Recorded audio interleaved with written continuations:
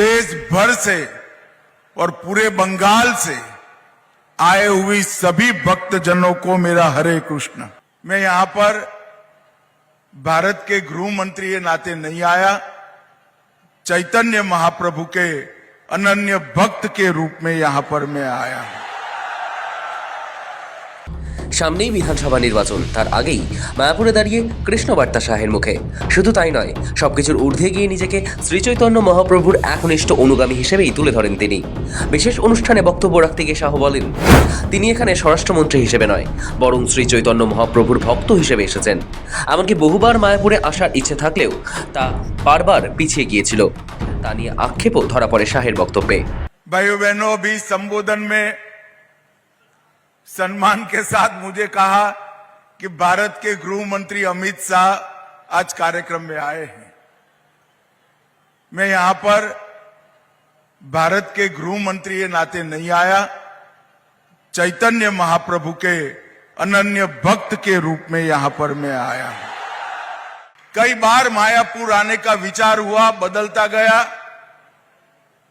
महाप्रभु की ही इच्छा होगी, मगर आज ये संयोग बना कि जहां चैतन्य महाप्रभु ने स्वयं लीला की है, यही मायापुर में मैं आज विशाल भक्त समुदाय के सामने सबके दर्शन कर रहा हूं। শ্রীল ভক্তি সিদ্ধান্ত সরস্বতী ঠাকুর মহারাজের জন্মোৎসব উপলক্ষে বুধবার মায়াপুরে বিশেষ অনুষ্ঠানে যোগ দেন অমিত শাহ। সেখানে পৌঁছেই প্রথমে মন্দিরে পুজো দেন, এরপর সরাসরি মঞ্চে বক্তব্য রাখেন শাহ। ভক্তদের সামনে প্রধানমন্ত্রীর বার্তাও তুলে ধরেন। তিনি বলেন, মায়াপুরে আসার আগে সকালেই প্রধানমন্ত্রীর সঙ্গে তার কথা হয়েছে। তিনি মন থেকে মায়াপুরের সকল ভক্তদের হরে কৃষ্ণ অভিবাদন জানিয়েছেন। এরপরেই শাহ বলেন, ভক্তি আন্দোলনের সূচনা করেছিলেন শ্রীচৈতন্যদেব, আর সেই আন্দোলন গোটা বিশ্বে ছড়িয়ে দিয়েছিলেন। এমন পুণ্যভূমিতে এসে চেতনা জাগ্রত করার সুযোগ পাওয়ার জন্য তিনি যে ধন্য তাও তুলে ধরেন শাহ। তার কথায়, মহাপ্রভুর এই পুণ্যভূমিতে পা রাখতে পেরে তিনি নিজেকে ধন্য ও কৃতজ্ঞ মনে করছেন।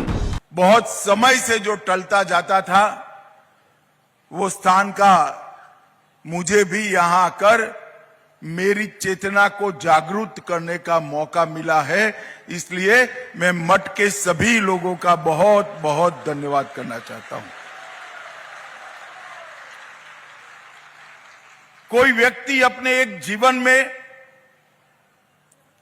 1 अरब बार श्री कृष्ण जाप का संकल्प ले, श्री चैतन्य महाप्रभु ने जो भक्ति आंदोलन की शुरुआत की, उसको न केवल आगे बढ़ाया, आधुनिक बनाकर युवाओं में और विश्व भर के आत्माओं के कल्याण का रास्ता प्रशस्त करने का काम किया। और गीता का अगाध संदेश बहुत सरल तरीके से पूरे पूर्वी भारत में उत्तर पूर्व तक, नॉर्थ ईस्ट तक पहुंचाकर कई अज्ञानी जीवन में प्रकाश का उजियारा, भक्ति का दीपक प्रगटाने का काम किया।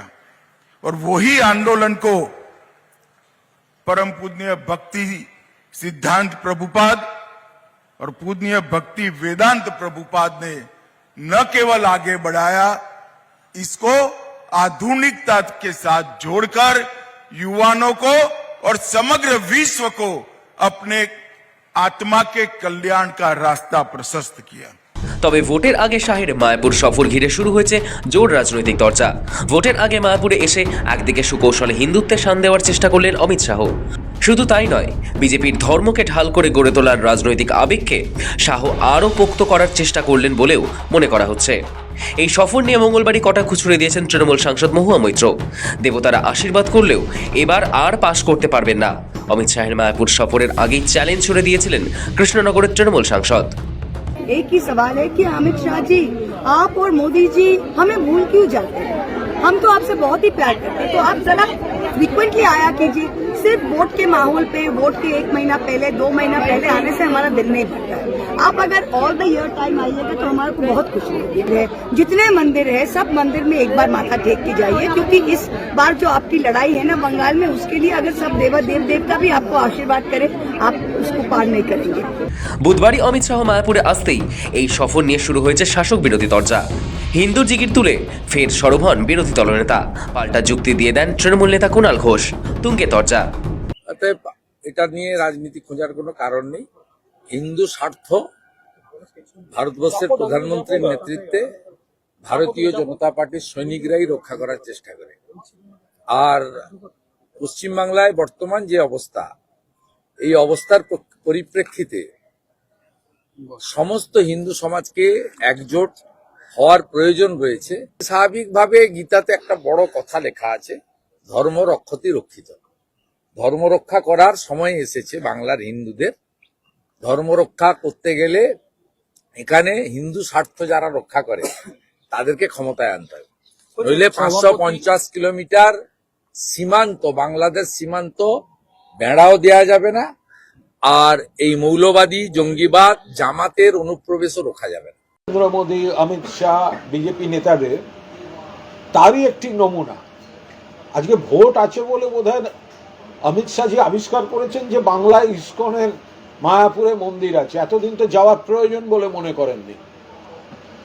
ভোটের আগে সুকৌশলে ঘুরিয়ে ওই একই ন্যারেটিভ তৈরি করার একটা চেষ্টা। মনে রাখবেন, এই মায়াপুরে ইসকনের যে বিশাল মন্দিরটি হচ্ছে, তার জমি সংক্রান্ত যে জটিলতা তৈরি হয়েছিল সেটা মাননীয় মুখ্যমন্ত্রী মমতা বন্দ্যোপাধ্যায়ই তার সমাধান করে দিয়েছিলেন।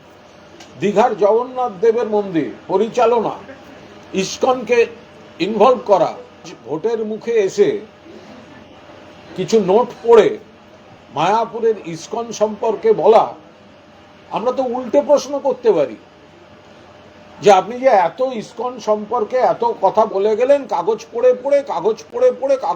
পড়ে, তা ওদের সন্ন্যাসী প্রভু চিন্ময়ানন্দ প্রভু বাংলাদেশে দীর্ঘদিন অ্যারেস্ট হয়ে রয়েছেন, তাকে ছাড়াতে আপনার কেন্দ্রীয় সরকার কি করছে? ওটা তো রাজ্য সরকারের ব্যাপার নয়।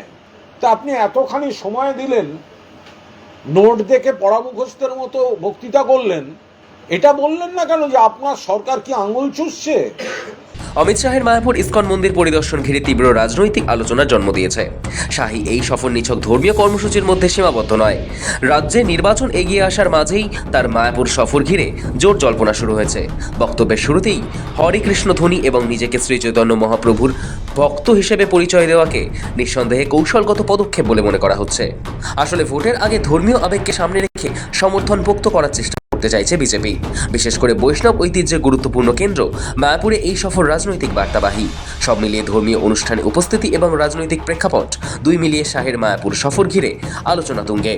তিনি নিজে সফরকে আধ্যাত্মিক বলেই ব্যাখ্যা করলেও রাজনৈতিক তাৎপর্য নিয়ে প্রশ্ন থেকেই যাচ্ছে। শাহের মোদকের রিপোর্ট, সময়, কলকাতা।